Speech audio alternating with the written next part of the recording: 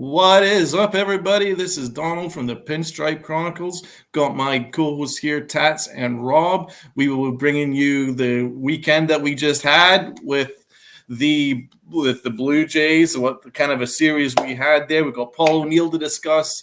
We've got a Mets series. What's going to happen? Another Subway series. So join us, and we'll break it all down for you.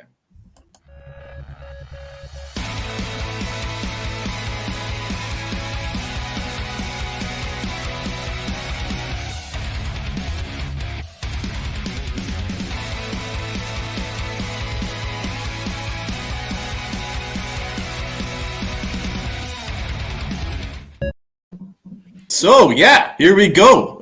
Thanks so much for tuning in, everybody. This is Pinstripe Chronicles brought to you by Northeast Streaming Sports. You can find us on Facebook Live and YouTube. So, Rob, what was your thoughts on the weekend, first of all? It wasn't good. They stink. Even though we got a win, they're playing probably the worst brand of baseball I've seen in a very long time.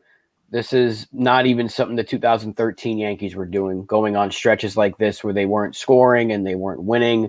We're doing things the team hasn't done since 1990 in terms of bad offense, and I think it's our worst stretch of games in a 16-game span since 2000. And we know how that season ended, but this is also not.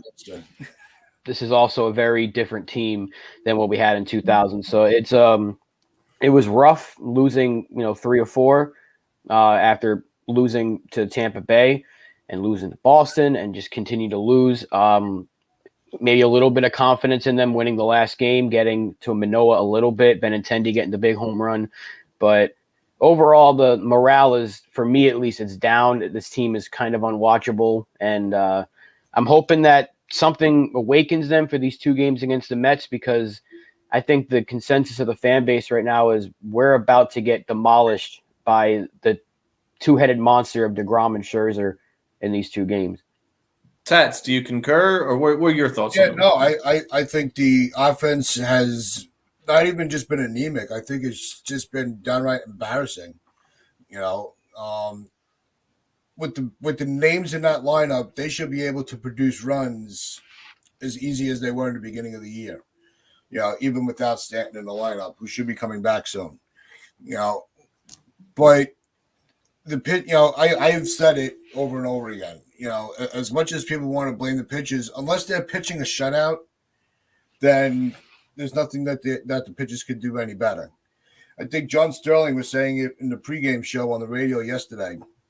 Was the Yankees can win this game if the pitchers throw up zeros. And when you hear that from John Sterling, where he's trying to be humorous about it, to a degree, because you still want to make your broadcast entertaining. But it was such a true statement from him. If the Yankees give up a run, you already feel like, all right, now you're already behind the 8 ball. So, but we did have some good news. So let's start with a positive first of all. Benny from the Bronx. Let's hear it for Benny from the Bronx. And he stepped up here. He was put in the leadoff spot. I think that was a smart call from Aaron Boone. It's something that rather esteemed co-hosts here and myself that were really, really pushing for this. It had to happen. Eventually, Aaron Boone came around to it. So we got Benny from the Bronx with a big, big home run. Do you think that's going to give us some momentum? What do you think about Benintendi? Obviously, he's a free agent at the end of the year. Would we consider bringing him back, or do you think the Yankees have a future with him, or what are your thoughts on Benintendi? I think it's more important to kind of stay in the now for the time being.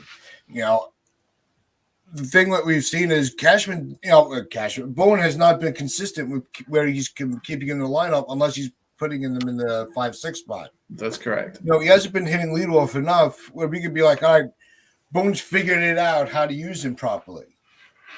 But I think for him personally and how he can contribute to this team, I think getting that first big hit can help. When it's like, okay, you know what, I got that monkey off my back. Now I can really get back to playing my brand of baseball. Mm-hmm. Well, his brand of baseball is to be a table setter. So the idea of him being a middle of the order guy took away his best asset. So it was really imperative on the Yankees to wisen up. Rob? The Yankees have about 32 guys in their analytical department, and they all basically couldn't use a Fangraphs page to see that Andrew Benintendi hits better at the second part of the order. So, but then again, the other night he was batting second, and he came up in multiple RBI chances that didn't come through. So you took at-bats away from Aaron Judge. So that's going to continue the Yankees' way of saying, well, we're going to keep Judge in the 2 spot. So what's the way to counter that? You lead off with Benintendi, and you move DJ down a little bit, and that's what they did yesterday, and it looked a little bit better. You know, Benintendi obviously came through with a big hit, and when they're at full strength, you'll see a much different-looking lineup because just having Stanton in there is a much better presence than anything than we could have right now. But it was a big hit for him. I just don't know why it took so long for them to try it. You know, the offense was struggling, and they didn't even give it a shot to put Benintendi and LeMahieu 1 and 2, or at least drop LeMahieu down a little bit because he's much better in those RBI spots, and he came through twice yesterday before Benintendi did. So it was almost like, what were you waiting for? And those are both the guys that had the big hits yesterday. So, you know, I just want them to stick with it, though, because if we come out tonight and we see Benintendi batting 5th, then it doesn't make any sense that they would bat him lead off. He has a good game, and then they're going to change the lineup. I just hope that they keep it consistent because that's what we were complaining about early in the year. There was no consistency. Yeah. And once they found a consistent base to start the lineup with, they started hitting again. So they have to get that going again. They have to start it off with Benintendi, and if you have to drop LeMahieu down to the 5 or 6 spot when everyone's healthy, then so be it. He's perfectly fine as a middle of the order hitter, as good as he can be in the leadoff spot. So you need Benintendi to get going.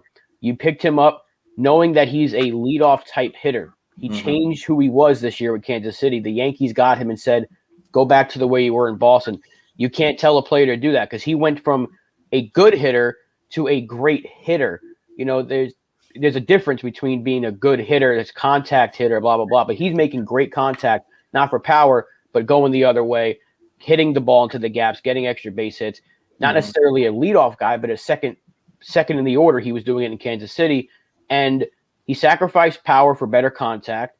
Yep. And you saw the results this year. Made the All-Star team, and they wanted him to revert back to Boston Benintendi, who struck out more but drove in more runs. And you can't ask a player to do that immediately after trading for him when he spent an entire offseason and season transforming himself to a different player.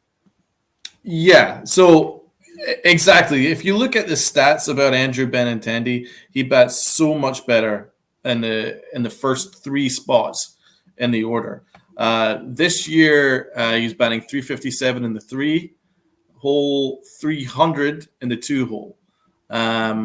And his numbers weren't great leading off, but the difference between him at the top of the order and the bottom half of the order is unbelievable. It's not even close. So it's really interesting that we have analytic guys that thought it would be a good idea to put him in the 6th hole. And if you look at all his numbers throughout his career, leading off 2 hole and 3 hole is where he needs to be. Any lower than that, and you're basically taking the bat out of his hands. Let's be perfectly honest about that. So I hope that the Yankees wise up regarding that. But it is a little bit of a, as Rob points out, there is a little bit of a fact that you don't want to take bats away from Aaron Judge, and you don't want to take at bats away from DJ LeMahieu, who are technically our 2 best hitters. So the Yankees have to think of a way of making it work, but Benintendi doesn't work in the middle of the order. I don't think I want him in the bottom of the order either. I think he's too good there too. So I would try him an extended run leading off.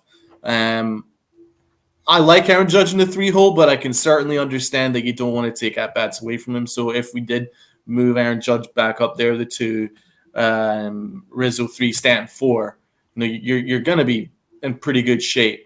And then you can have DJ LeMahieu 5, or you can have DJ LeMahieu 3. Actually, I think, DJ LeMahieu 3 is actually probably better after Aaron Judge. I think he'd be better in that spot. So I think there's ways in which they can do it where they can lengthen the order, but you definitely want Benintendi leading off. So let's circle back to the start of the series. We'll have a breakdown of the entire series. So let's go back to Friday. Wasn't too good. It got absolutely nailed, 9-2. And Frankie Montas gave up 6 earned runs. What were your thoughts on Frankie? Was that Friday or was that Thursday? Thursday, Friday, hey, every day is the same with these Yankees, man. Every day is moving into each other. But yeah, the start of the series, game 1 was Frankie Montas. What was your thoughts? You want to take that one, Task? See, it's so tricky with Montas because we all wanted him to get get over to the Yankees after they missed out on Castillo, and then it's like we said on Friday's show, it was just this is not what we signed them up for. He was supposed to be a solid guy behind Cole, and it's almost like he's pitching the same way as Cole. He's having a good outing, but one bad inning enough that we're out of it before we get into it because of the lack of offense. It's been the same, it's the same recipe in every game. Nothing's changing. There's nothing being added to kind of give it any life. So I think Montas, he's got to figure it out quick because it doesn't take long for a bad performance to start to spiral. And then once the fans turn on you, forget it. Rob, what did you see about, like, for instance, how he was throwing? Was there any issues with his delivery? Was there anything with his pitches? Were they flat? Did they hang? Which I certainly saw. Was there anything in particular that you saw, which was the reason why he's maybe struggling? He's given up 14 earned runs in 14 innings pitched since coming to the Yankees. Yeah, he couldn't avoid that one big inning, obviously. He looked fine to start, and you're like, okay, we could have a good Montas start here, and then he blew up. I think it was 5 runs in that second inning. He gave up the big shot to Vlad, and at that point, I turned the game off. I was like, I can't watch this. I'm not watching this right now. I was, and that's to be honest, that's what a lot of fans are doing. A lot of us, you're not a diehard fan if you turn the game off. There's a lot of people that are saying screw it, and I can't watch this right now. And I feel bad for Montas because he's really good. But a lot of the criticism about him coming into New York was he pitched very well in Oakland, not very well outside of Oakland. He benefited from a really big ballpark. Is that going to burn him coming to New York, where I think Vlad's home run would have been 1 out of 30, in terms of if it would go out or not. So he could be having that issue where a lot of flyouts in Oakland would be home runs in Yankee Stadium. So we'll have to see if Matt Blake can have him adjust. He's been throwing his 4-seam more. That's his better pitch, but his splitter was not splitting. If that's the easiest way to put it, his splitter was kind of bland, and he was getting tagged a little bit in that inning, or a lot in that inning. So if he's going to be that legit number 2, or at least number 3, because Nestor right now has to be your number 2 behind Cole, they need Montas to get that splitter going, because if he can get a good combo with that fastball and that splitter, they'll have something cooking. It's still very, very early in his tenure. I don't want to say the trade was a bad one at all. A lot of people are already souring on it when, like you mentioned at the start of this, or Tats did, everyone wanted Montas. When Castillo was off the board, they all said, you got to get him. You got to get Montas. That's what I said. Yep. Yeah. You got to get him. And they did. And he's had 2 really bad starts. And they're like, well, this is why you should have got Castillo. But that's just how Yankee fans are. We got to give it at least till the end of the year. If he has some good starts down the stretch and gives us a good couple of starts in October, no one's going to care about what happened the other night. So it's just up to him and the staff to get him right, because we know how good he can be when his stuff is on. But yeah, not an encouraging first home start for sure. So game 2 got shut out again for like the 6th time since July 30th, I believe. Certainly the 5th time in the last 13 games. It's absolutely unbelievable. It's absolutely unbelievable. And you could tell by the first inning they were going to get shut out, which was amazing. You never normally could tell that they're just going to get shut out right at the start, but you could just tell by the quality of the at-bats that this thing was over. So, we got shut out. Tyon wasn't awful. Give you 5 innings, 3-run ball. I mean, the pitching was fine apart from Chapman. We'll get into Chapman, Rob's favorite. It's just, again, the anemic offense. What was your thoughts on game 2, Rob? And more of the same. What did we have? Like 2 hits or something like that? I don't remember how many hits. Yeah. 4 hits. We had 4 hits in that game, and Rizzo, Donaldson, Torres, and Cabrera had the hits. And the pitching was fine up until Aroldis Chapman came in. But, Tyon, again, if you're getting 5 innings, if he gives up 3, that should be enough for him. And you should be able to squeak some runs across the board. I think, was that the game against Barrios or – No, it was against Gausman.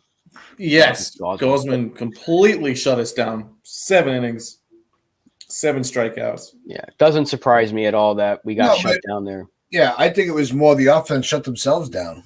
Yeah. They weren't even trying to work an at bat at all that entire game. Good It was like they were trying to make sure that they didn't run out. They didn't have to put another quarter in the meter. And they want to get out of the stadium as fast as possible. Yeah, that's how those at bats felt watching that. Exactly. They had a dinner reservation in Sarni's that they just couldn't pass up. So let's get back as soon as possible. Yeah, and it's not that Gausman's been a bad pitcher this year. He's been good, but the Yankees could have at least tried. You got to try to win. That's why you're there, and it's not that they're trying to lose, but they're not trying to win either.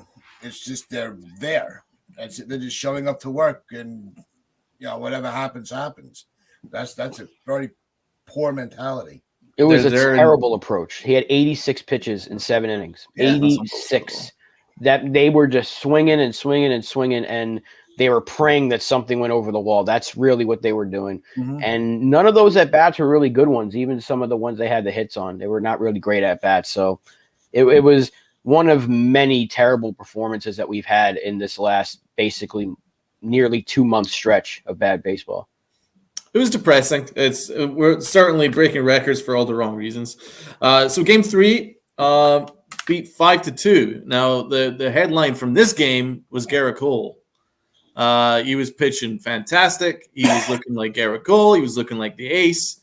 And then, as he's been having a tendency of doing, he has a profligacy of just melting down for 1 inning. And that's what we got this time. What was your thoughts on the 5-2 loss, Tats? It was just like you said. It's been the same thing for every game. We could just rewind the tape, play what we said for the previous game, and there we go. Because they're not doing, and they're not trying to do anything different. That's why I got so heated up on Friday. Do something. Somebody's got to light a spark into this. Cole. We're going on. Maybe we're going to get the inning, the outing from Cole we expected. I think we did get the outing from Cole we expected. A solid amount of innings and one bad one. I'm sorry, I disagree with that take. I mean, listen, you go 6 innings and you give up 4 runs. That's unacceptable for what you're paying your ace to do. Now, I do understand that it all melted down with 1 inning, but the problem is, here's the difference between what Garrett Cole's doing and for instance, what CC Sabathia do, Andy Pettit would do. If there was any trouble in the base paths, or you were maybe not finding your pitches, you were locating your pitches, you weren't having a great inning, what Pettit would do and what CC Sabathia do and what Clemens would do, they would find a way of getting out of it unharmed. That's what they would do. Even Mike Mussini can add that in there. If their stuff wasn't crisp for 1 inning, at worst, they'd give up 1 run. At worst. They would just keep you in the ball game. 9 times out of 10, they would keep you in the ball game, even if they didn't have their best stuff. And that's what Garrett Cole isn't doing. It just snowballs with Garrett Cole. So he'd be sailing, and he's like, oh, man, I'm pitching like freaking Cy Young here. I'm going to cruise to the 8th inning. He's already probably thinking about the 8th inning and the 4th inning because he shut everybody down, 12 up, 12 down, whatever. And then he walks a guy. And then maybe an error happens. Maybe somebody screws up in the outfield. So certainly Aaron Hicks does a good job of that, and then it gets to him.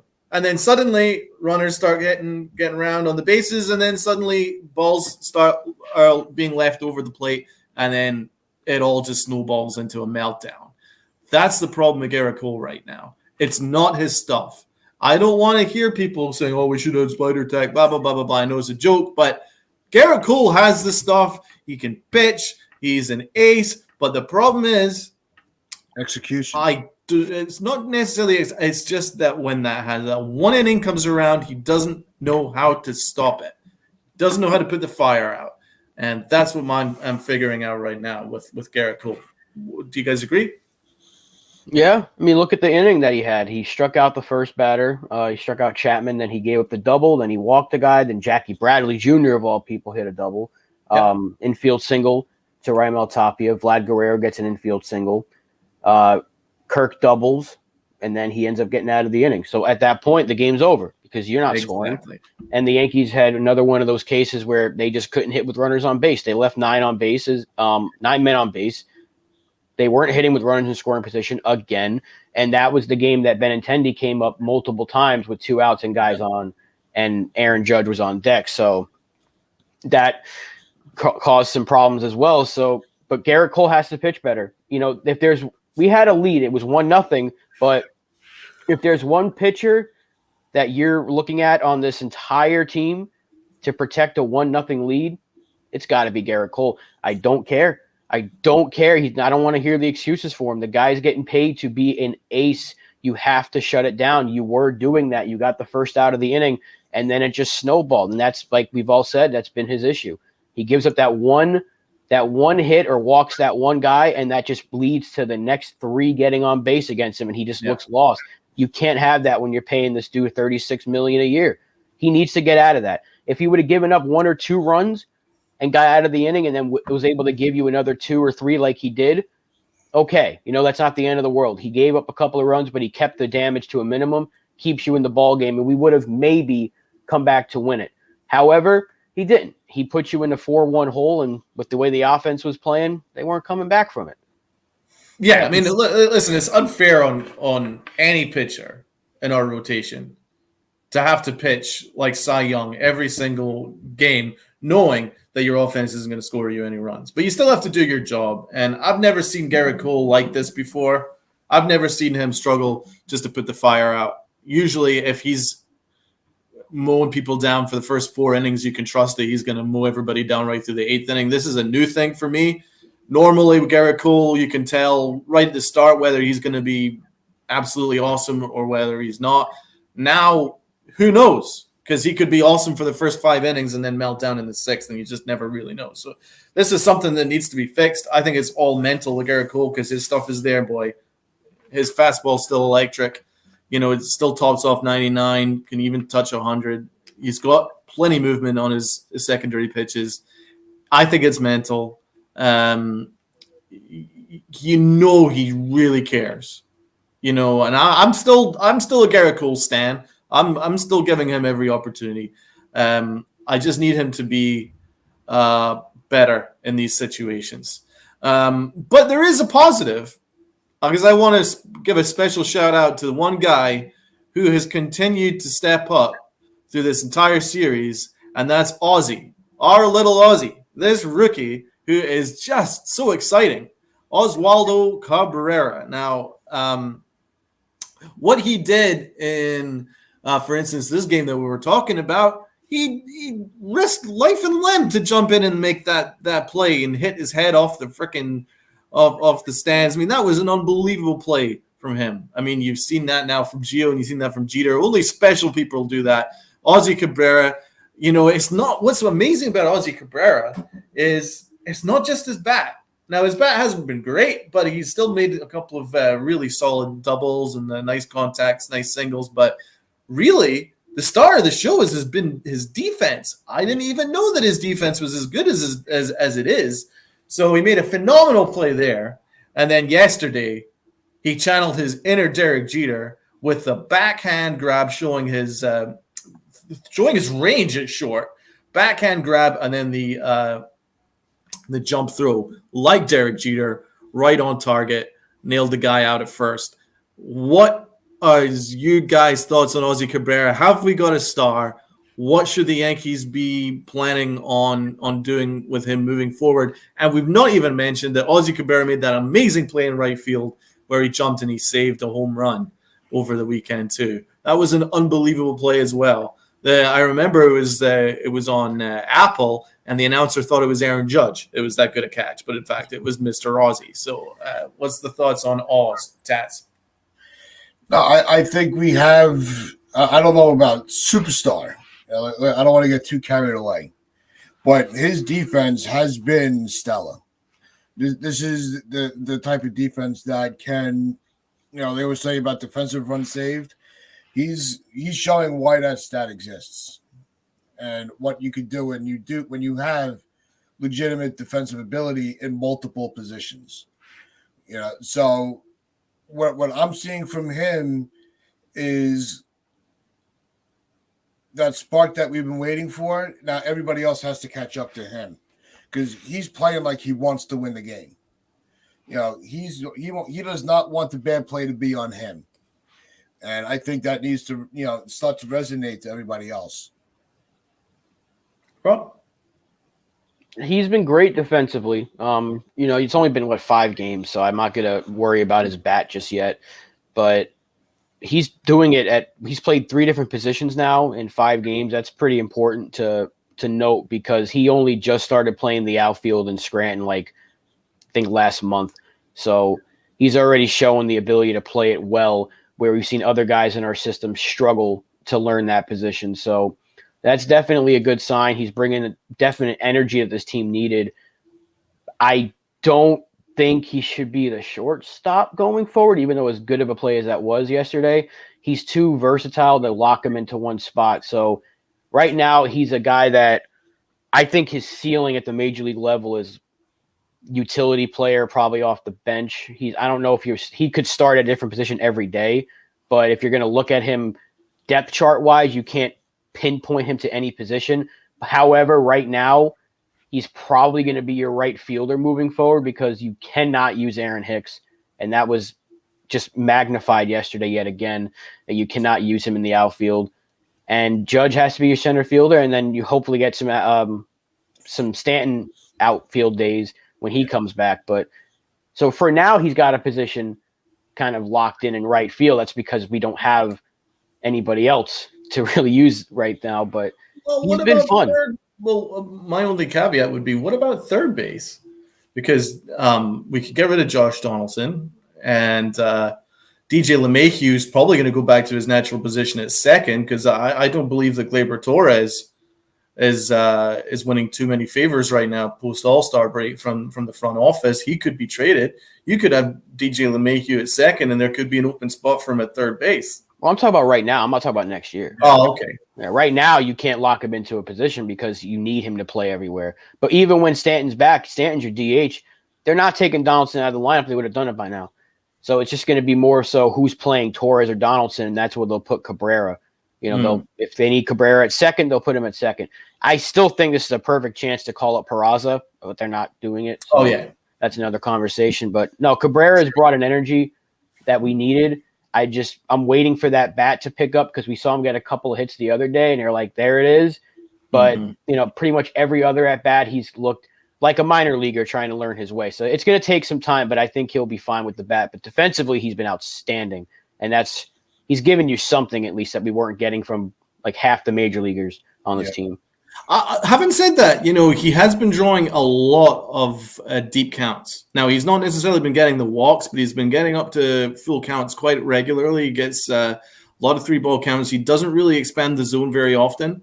I think that's a really good sign. I think he's definitely got a major league bat. I think his bat is actually further along than Florial, even though Florial's had more time in the majors. He's had about 50 major league at-bats.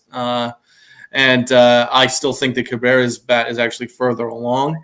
I really think that we have a hidden gem there. I really hope the Yankees find a role for him moving forward. There's really not a role for Marwin Gonzalez moving on. Marwin Gonzalez is basically a bad Oswaldo Cabrera at this stage. So I think you could just move on from Marwin Gonzalez really, and call up Peraza, and Peraza would be our shortstop moving forward. I agree with you, Rob. But just back to Oswaldo Cabrera. I love that he's got a bit of moxie about him. He's definitely got that little bit of something special about him, and I think his story is very cool. You can see his family getting really excited in the stands watching him. So this is a guy that's easy to root for, and the Yankees are desperately in need of a positive story. Because with Carpenter going down, A, the Yankees lost a key bat, and B, they lost a really good feel-good story. And right now, over the last, you name it, like 30, 40 games, the Yankees are just getting absolutely steamrolled by everybody. So this team is desperately in need of good vibes, and I think Cabrera is giving you that. So I think that's something that's worth noting. Another thing, Esteban Florial, he's played a very good center field to this point. And he did get an RBI single, let's not forget. But then the Yankees, of course, didn't play him yesterday and had to have Mr. Aaron Hicks, and who, again, looked completely gormless in center field yesterday. Now, I want to ask you guys, that home run, now there's a little bit of debate on Twitter. Was that Aaron Hicks that looked really, really bad there, or was that just really bad luck? I'll start with Rob. I guess it's a little bit of both. I mean, Hicks just looks lost no matter what he's doing out there right now. So you can easily say it's on Aaron Hicks, but like a home run's a home run. It wasn't a great pitch, but it's so annoying because now, to go off topic for a second, we know who's getting sent down when Stanton is activated. Because if they were going to keep Florial, they would have played him every day.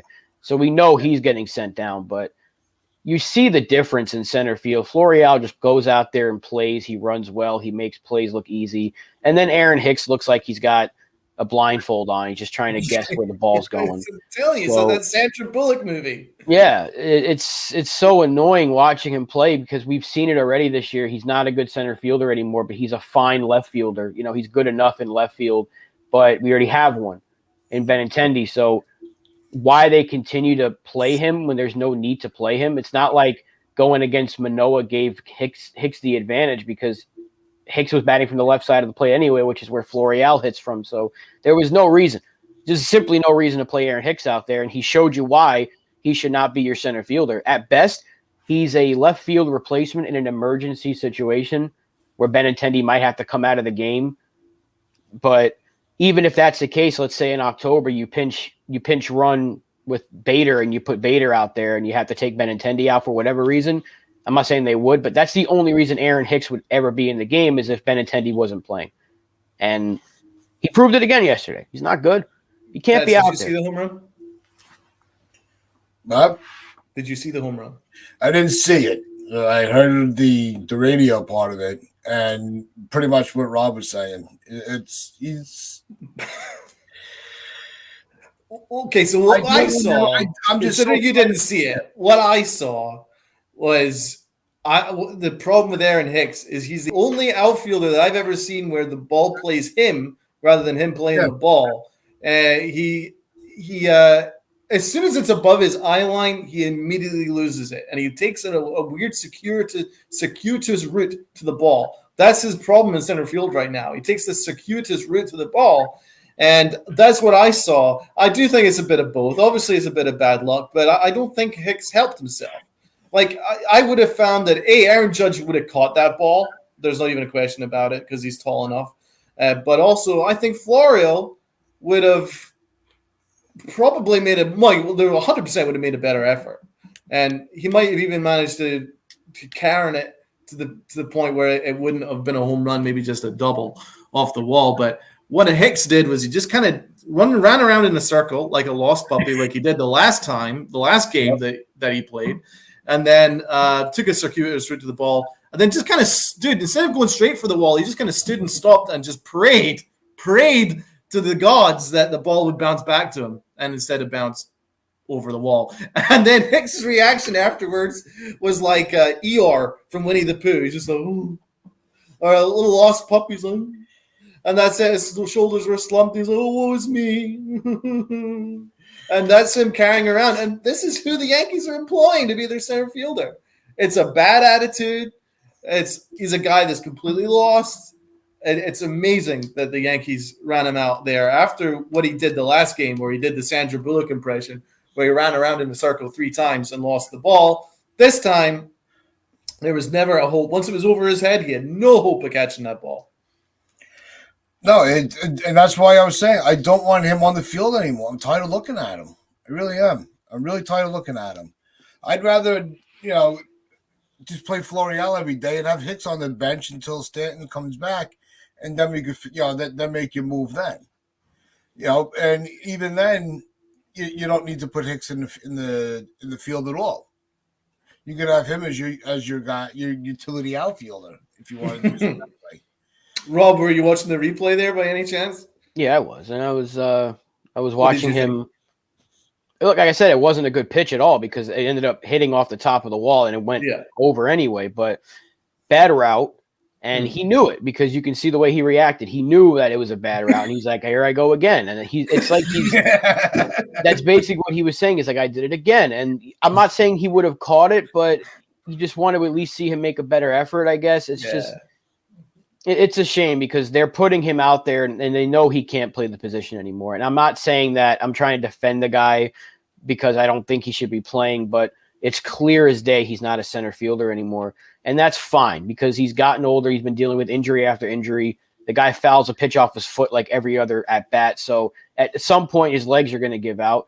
If he's better in left field, stop putting him in center. You called up Florial to replace Aaron Hicks, and yet after he gets you one of your only 2 runs the day before, you sit him in favor of Aaron Hicks. It just doesn't make any sense to me. Why not play Florial every day? And if he starts hitting, guess what? Now you have a good problem on your hands because that can really say, do we really need Aaron Hicks? Because now we can just eat the money that we're going to owe him for the next 4 years and be like, screw it, because we found a better guy that can help us win right now and in the future. They paid Ellsbury not to play for them. They paid A-Rod not to play for them. It's not like they owe Aaron Hicks hundreds of millions of dollars. There's no reason for Aaron Hicks to be on this roster right now, and it's their own fault for locking him up for as long as they did.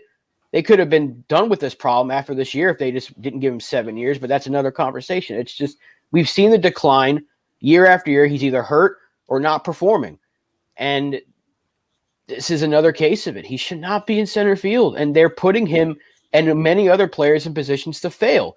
This is an organizational thing. How can you not see if every single fan can tell you Aaron Hicks should be a left fielder, if anything, and yet the Yankees are putting him in center field as a pinch hitter. They're pinch hitting for him and putting him in center field. They're putting him as a defensive replacement. They're starting him against Alek Manoah. It's just what's to say he won't start tonight against Scherzer? I think the fans are picking up on this level of what they're doing. And this moves us on to our next topic of conversation. A special day for a Yankee dynasty hero. Also the voice of the Yes Network, a certain Paul O'Neill, Paulie. So first of all, we're going to quickly pass it around the room here. What everyone was thinking, what everyone's best memories of Paul O'Neill is, and then we'll talk about the day itself very briefly. Tats, you were obviously one of the dynasty guys. You went right through the era. What was your greatest memories of Paul O'Neill? I think it was really just his passion for the game. He never took a day off. He never took a play off. Mm-hmm. It was 150% effort, even if the ball wasn't hit to him. He was ready for any play at any given time. Every at bat he was in there, win, lose, or draw. He wanted to make sure that if nothing went wrong when he was at the plate. And of course, you got to also talk about his battles with the water coolers, and just. Well, that was kind of a fun touch. I love the fact that that he was given a water cooler. Yeah, that was hilarious. So He was his nickname was the Warrior, and if there was anybody that deserved that a nickname of that magnitude, it was him. Rob, what was your memories of him?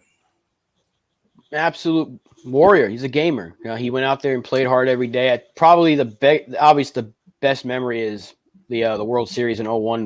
They know it's his last game, and just the entire stadium doesn't stop cheering for him. And you're like, obviously you wanted to win the World Series, but you imagine the moment if they would have won, that being Paul O'Neill's last year. He caps off 4 straight World Series champion. It would have been impressive. It would have been incredible. The water cooler, obviously, nobody brought the fire like he did. You thought he was going to hit somebody with a bat that's how angry he'd get.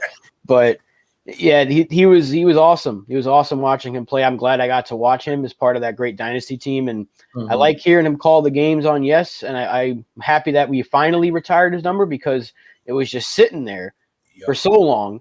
Nobody else wore it except for, I think, for like a day they gave it to somebody like LaTroy Hawkins or something. And the backlash was so heavy from the fans. Like, how could you give this guy Paul O'Neill's number? And they quickly changed it, and they didn't retire it for another 20 years. So it was so weird to me how they did that. And I was like, I don't know why they're waiting this long. And they finally did it, and it was well-deserved.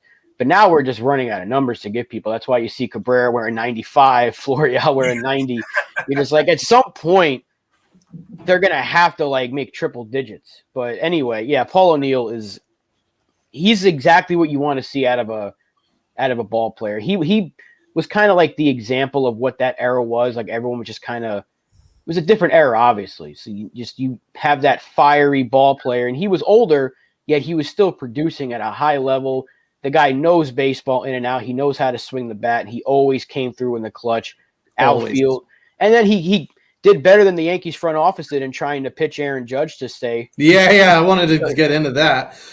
Just look at what's missed about him just being a Warrior is his stats. His numbers are absolutely insane. So 1994, in his second year as a Yankee, bat 359. His first year as a Yankee, bat 311. 95, he bat 300. 96, he batted 300 and 302. And 97, he had an insane year. He batted 324 and then had 117 RBIs. 117 RBIs. And then in 98, he followed that up with 116 RBIs and a 317 batting average. That's an insane consistency. 1996, 1997, basically exactly the same years. I mean, that's amazing. And then, you go right down, 98, 317 again. 1999, 110 RBIs, 2000, 100 RBIs. He consistently bat over 300. His OPS was ridiculous. And for instance, 1994, an OPS of 1.064, 95, 913, 97, 912, 98, 882. These are stupendous OPS numbers. So, even for the analytics people who live off OPS and OPS plus and WAR and all that stuff, you can't deny how his numbers. So what's lost amongst the narrative of him knocking over water coolers and stuff is that he expected perfection, and more often than not, he got perfection because that's the type of player he was. So I know that there's a little bit of debate as to whether he merited having his number retired, and I would just have them look at those stats. Look at those stats and look at the number of rings he won and tell me that he wasn't a key cog of winning all those championships. And if those numbers translated anywhere else in baseball, would his number be retired? I would say absolutely 100% yes. Now, is it his fault that basically the whole of the 98 team, barring one or two, are all Hall of Famers? Then, that's not his fault. He had to do his job, and he was a phenomenal key piece. So, big shout out to Paul O'Neill. One of the great privileges that I will ever have as a Yankee fan is watching that Yankee dynasty. Being in that old stadium, I went a lot of times, and that whole stadium shook. And the right field bleachers all chanting Paulie's name. That was something that people would actually go to the games for. You got to hear the Yankee bleacher creatures chanting Paul O'Neill's name, and obviously everyone else's name, but especially Paul O'Neill's name because he had a special chant for Paulie. we loved our Paulie. So I think that he's well merited this honor. There's only a couple spaces left on that board for retired numbers, so the Yankees are running out. But what was your thoughts on the ceremony? So first of all, Rob brought it up. Paul O'Neill, bit of a sales pitch for Mr. Aaron Judge. Yep. I think that was one of the takeaways from it.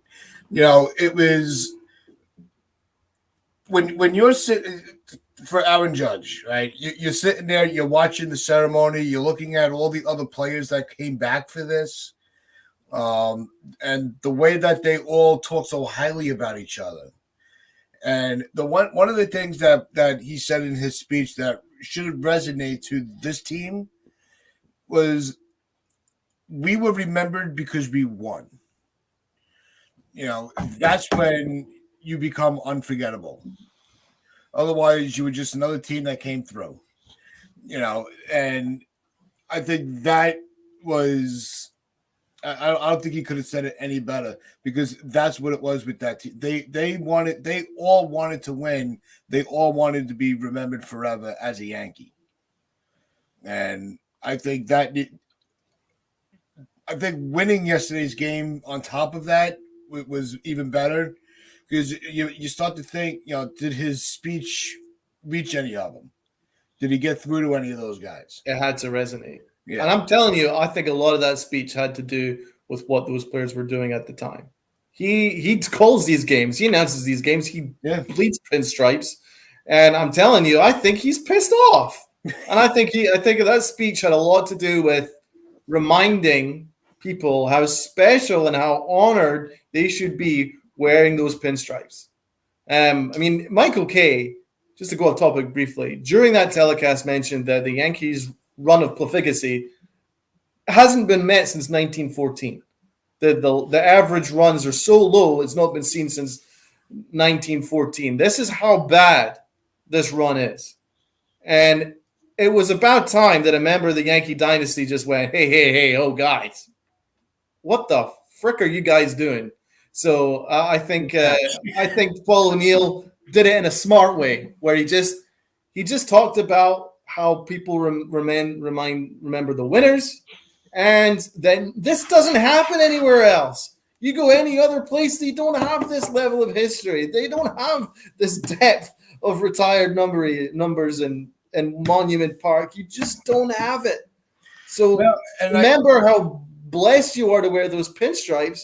Don't be so intimidated. Don't be intimidated by it, but you need to play your ass off, because these fans will love you for it. Rob. No, you hit the nail on the head there. He had to be the one to say it, I guess, because there's nobody else giving any more speeches the rest of the year. So it's not like the front office is going to do it, because even Hal Steinbrenner didn't look like he wanted to be there. Kind of just sauntered out, gives him a fist. Doesn't even shake his hand. He just gives him a fist bump. It's like, if there's anybody that you're going to expect a handshake from, it's the owner of the team, but whatever. Someone had to give them a freaking rowdy speech, because the day after Aaron Boone smacked the table saying everything's right in front of us, he started Marvin Gonzalez and Aaron Hicks. So is he really serious about wanting to win this thing? So I guess if there was anybody that had to do it, but I don't even think the team listened to what he was saying, because they were looking flat, and it wasn't until that unnecessary skirmish with Judge and Manoah that even Judge waved it off. He's like, it's good. Nothing happened. And it wasn't until then that they woke up. So it was kind of fitting that if there was someone had to show some fight on Paul O'Neill Day to get this team fired up. It's Garrett Cole. Yeah, Garrett Cole, the one who, I guess they need a fighter. If it's all he's good for right now. It's interesting you brought that up, because I'm reading Mission 27, and what a lot of players say is that what often wakes a team up if they're struggling is a fight. Even if it's for no reason, nothing bonds a team better than a good skirmish.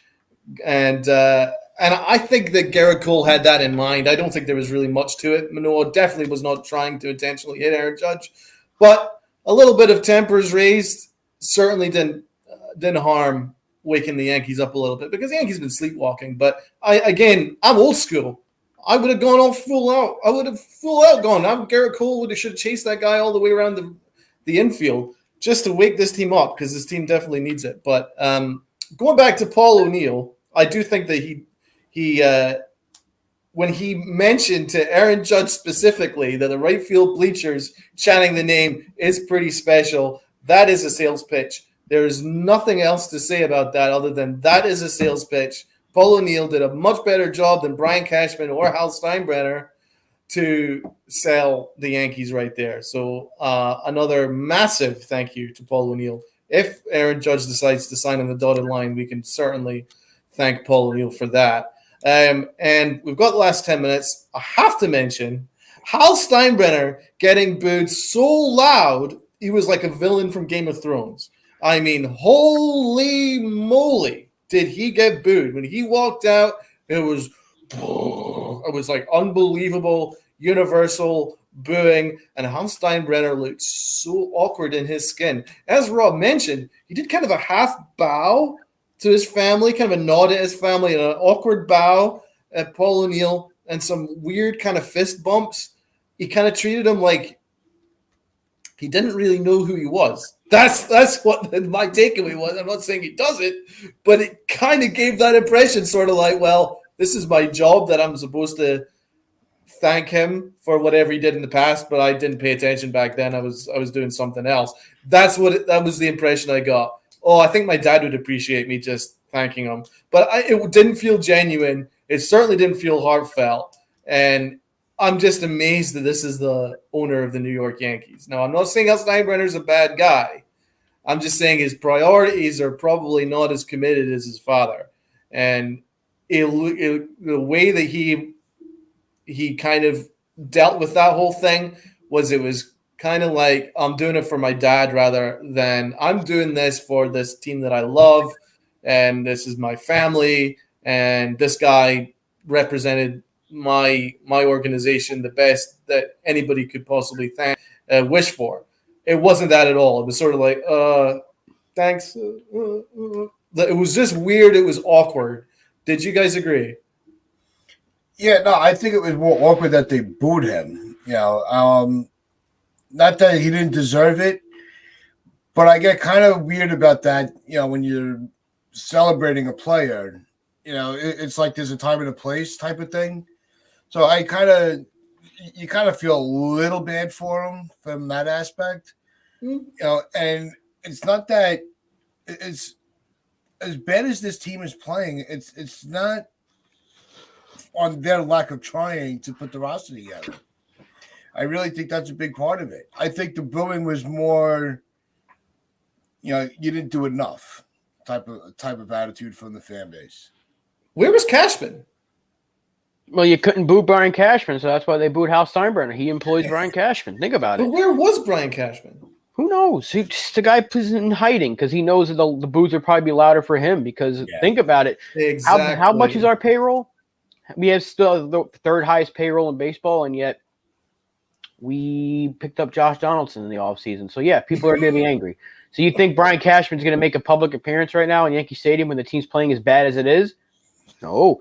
I actually applaud him. Sorry to interrupt, but as the GM of the Dynasty team, that was Brian Cashman, although it was really Gene Michael who built it.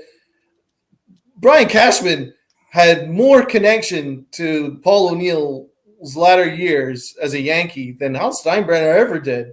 Hal Steinbrenner made the appearance. Where the hell is Brian Cashman? It was a weird look for me that Brian Cashman didn't take part. And I completely agree with you, Rob. I think that he was afraid. Rob, continue your point. Sorry. No, I kind of hope it's a precursor for what's to come next year where he's not with the team at all. But he's bad at his job in some aspects, and that's the team that we've built. And it's just weird that you should have had everybody out there for a player like Paul O'Neill because you listed off the stats. You know what he's done with the team. If he's not there, do we win 3 in a row? Do we win 4 or 5? Maybe not, because he was so important. You put him in the middle of that lineup. You saw what was around him. I mean, every day you knew he was doing something special, and consistency is the word for him. You thought that the GM would be out there. So I thought it was a bad look in what's been a lot of bad looks for Cashman in his tenure as Yankee GM, especially over this last 5-6 years, this window that we've had. So I mean, I don't want to take away from what a special day it was for O'Neill to talk bad about Brian Cashman, but I mean, he wasn't there, so we have to bring it up. To pick up on Ted's point, they said that there's a time and a place, and normally I would agree with you, but what other time and place is there to vent your feelings at ownership other than a public occasion like this? It's kind of difficult. You know what it was like? It was like when John Mara presented Michael Strahan to the Giant Ring of Honor, and he got booed mercilessly. It's not ideal, but what other time and place is there? You have to vent your feelings, and guess what John Mara did? He turned the Giant organization around in the offseason. I think the Yankees are trying to hope that Hal Steinbrenner wakes up and he realizes that he's accountable to no one other than the Yankee fans, and it's his job in order to put the best product out there and not worry about bondsmen instead of putting out the best product. I mean, if you look at the numbers, it's unbelievable the amount of money the Yankees rake in on a yearly basis, and the Yanks only use a percentage of it, a very small percentage of it, in improving the team. So, I think they have every right to vent.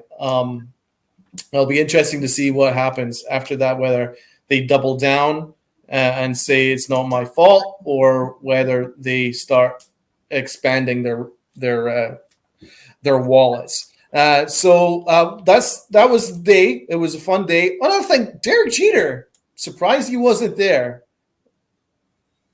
Yeah, he did apologize for that on Twitter. Yeah. I'm sure he had other obligations. He's got a lot of kids to take care of these days. If you follow him on Instagram, he's always getting bombarded with makeup by his daughter, so he's probably busy there. I mean, yeah, there was some people that you would have liked to have seen, but I mean, it was just such a good day for Paulie. I don't want to talk about the negatives, but when you hear it was great to see Bernie looking good. Great to see Bernie. Yeah, Pet is one of my favorite Yankees of all time. Great to see him. Tino Martinez is another one of my favorites of all time. Really great to see all those guys. So we got just about 2 minutes. So I also briefly, predictions. Subway Series. Do the Yankees take 1, 2, or 0 of these games? 0. Yeah, I mean, they got Scherzer and DeGrom. With the way that this offense is going, they're going to have complete game shutouts. Oh my God. We're countering with Herman and Montas. So if we take 1, I would actually probably go play the lotto, because that's how lucky I would feel. I hate to say it, because normally if we were playing the way we were, in June or May or whatever, I'd say, yeah, we can probably take 1 against these guys. But right now, even with the win yesterday, they didn't look great. So they haven't looked good in a very long time. You're going against Scherzer and DeGrom. Scherzer already shut us down the last time he faced us. And now we got to go against DeGrom, who, he missed most of the year, yet he came back and no one could touch him once again. The only way we beat DeGrom is if we somehow keep it 0-0 going to the bullpen, because they're not going to have him pitch a complete game. They'll take him out after like 6 or 7, and then we maybe can get 1 against their bullpen. That's the only way we win. Our only chance is to run up their pitch count, get DeGrom up to 100, or Scherzer up to 100 by the 6th inning. Then they need to go into their soft underbelly prior to Diaz. That's where you can maybe score a run or 2. Otherwise, it's going to be impossible. So, yeah, if we get 1, we should all be delighted. I really hope we don't get swept. It'll be really bad look for the Yankees. So I'm just going to say we'll take 1 of the 2. Okay, so we've got a couple seconds. Hero of yesterday's game. Was it Benny from the Bronx, or was it Nasty Nestor? Tats. I think this time you got to go with Benny. I like giving Cortez a lot of credit for how he approaches the games. He has got a steady game plan, but Benny, I think getting that the home run off his back, I think that was a key moment, and it was one of those. The game that he had could be it could propel to better games coming forward if they keep and Rob Benintendi, yeah, Cortez was great, but it's Benintendi. got to be Benintendi.